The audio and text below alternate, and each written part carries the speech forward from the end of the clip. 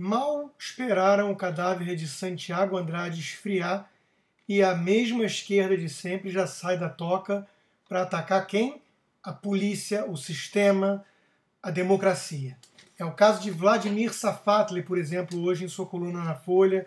Gregório do Vivier, do Porta dos Fundos, deu entrevista e rejeitando os criminosos que mataram o Santiago, o cinegrafista da Band, mas logo depois enfatizando que o problema é a polícia, e por aí vai. Quer dizer, todos eles já estão assanhadinhos novamente, torcendo para que caia no esquecimento, então, a morte deliberada por culpa dos black blocs desse cinegrafista.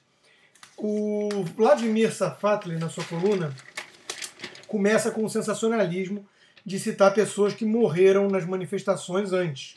E ele responsabiliza a polícia por essas mortes.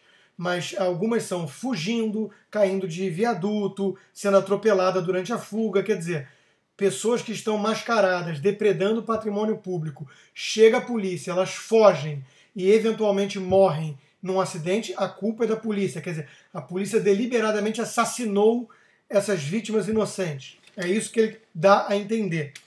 E aí, logo depois, ele vai e diz o seguinte: o problema todo é que o governo não escutou as ruas, ao contrário do que disse.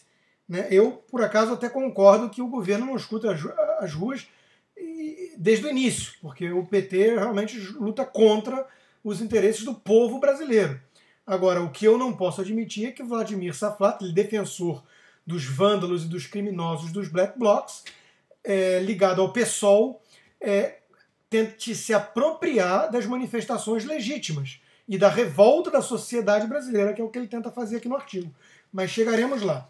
Primeiro ele diz, rejeita a lei, então, antiterrorismo e qualquer tipo de lei que endureça o combate aos black blocs, quer dizer, a manifestantes, entre aspas, ativistas, entre aspas, mascarados, armados, que saem de casa visivelmente com o interesse de agredir a democracia, de depredar, de machucar e de até mesmo matar, como tivemos no caso do Santiago Andrade.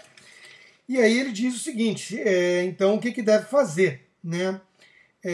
Escutar a voz do povo, segundo ele, das ruas, por exemplo, não prometer uma Assembleia Constituinte e depois uma reforma política e acabar por apresentar apenas o vazio.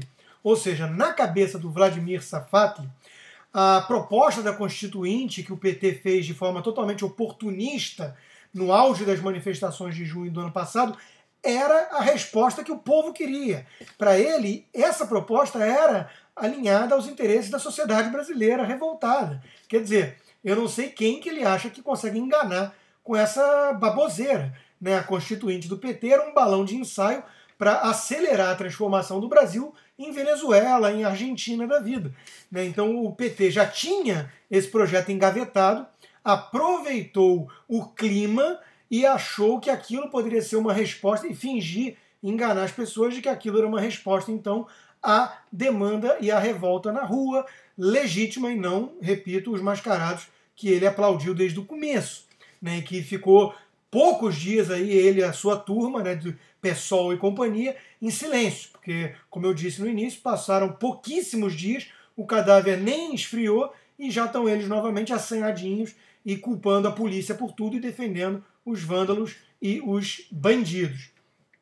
Depois ele diz, significa também, escutar a voz das ruas, não baixar o valor das passagens de ônibus para meses depois, quando tudo parece mais calmo, voltar com o mesmo aumento. Ou seja, na cabeça de Vladimir Safatli, toda a manifestação legítima de junho, que levou milhões e milhões de brasileiros às ruas, sem o controle dos sindicatos, dos manifestantes ativistas, todos ligados à esquerda tradicional, que ali a esquerda perdeu o controle da coisa, na cabeça dele a demanda de toda essa gente era manter ad infinitum o populismo e a demagogia de uma tarifa de ônibus subprecificada. Quer dizer, na cabeça do Safatli, então, nunca mais sobe o preço de ônibus, nunca mais sobe o preço de energia, e já estamos com risco de ter apagão por conta disso, nunca mais sobe a gasolina, a Petrobras está quase quebrada, e por aí vai. Quer dizer, trata-se de uma figura demagógica, de uma figura populista, pregando aqui, incitando justamente o tipo de demagogia que nós temos na Venezuela e na Argentina, não por coincidência, países que Safatli, sem dúvida nenhuma, admira, respeita e gostaria muito que o Brasil seguisse como referência, como modelo.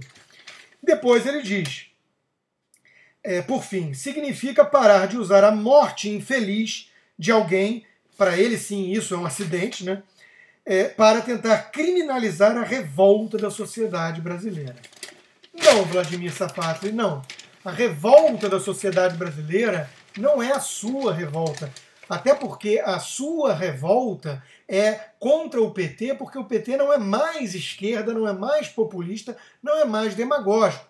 Por você, o PT seria o quê? O PSOL. O PT faria o quê? Seguiria ainda mais rápido os passos da Venezuela, que está agora em vias de entrar numa guerra civil, graças ao bolivarianismo de Hugo Chávez e de Maduro. Por você, as medidas que o governo tomaria como reação a essa insatisfação seriam totalmente contrárias aos interesses do próprio povo brasileiro, que preza pela liberdade individual e pela democracia em si. Você, ao endossar e defender bandido mascarado, criminoso, que você diz que agora estão tentando criminalizar, né? Ninguém criminaliza quem sai de casa mascarado e armado jogando coisa, depredando patrimônio público e quebrando vitrine de banco e loja. Quem criminaliza essas pessoas são elas mesmas, porque se colocam na situação de criminosas. Não é a mídia golpista, a imprensa, a direita, ninguém que criminaliza essas pessoas. Elas estão agindo feito criminosas. E isso ficou mais evidente quando culminou no assassinato deliberado, na morte e no assassinato doloso de um cinegrafista da Band.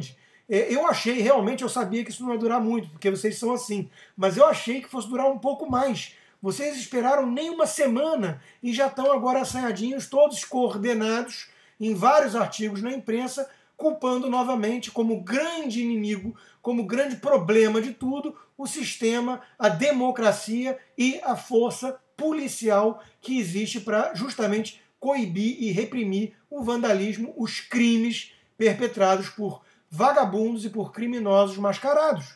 Então, como é que você quer que a polícia vá enfrentar isso?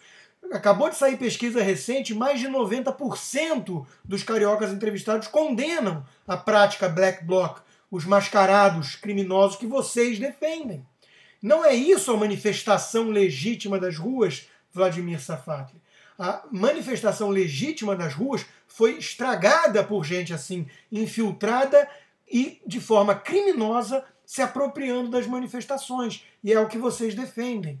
Portanto, faça um único favor. Não fale em nome da sociedade brasileira revoltada com o governo. Fale em nome dos seus. Fale em nome dos mascarados e do PSOL. Afinal de contas, você se filiou ao PSOL e defende os black blocs. Mas a turma do PSOL e o Marcelo Freixo mesmo, agora, depois da morte acidental do cinegrafista, veio à tona falar que não há ligação nenhuma, que isso, a ligação entre black blocs e PSOL é uma tentativa novamente da imprensa golpista de manchar a imaculada imagem do partido e do senhor Marcelo Freixo.